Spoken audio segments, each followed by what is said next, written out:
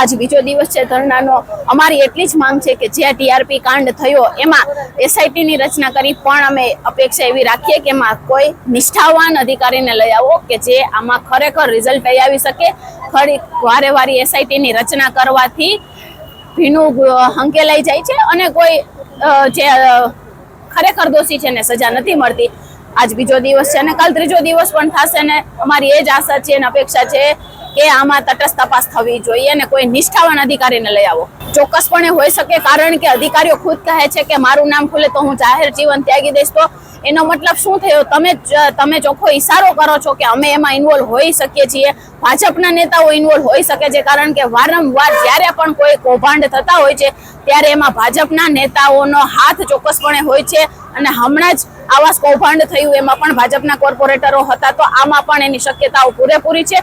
કારણ કે ભાજપના નેતાઓ ખૂબ મોટા અવાજેથી રાડો પાડીને એમ કહેતા હોય છે કે ભાઈ કોર્પોરેશનમાં તો ભાજપનું જ ચાલે।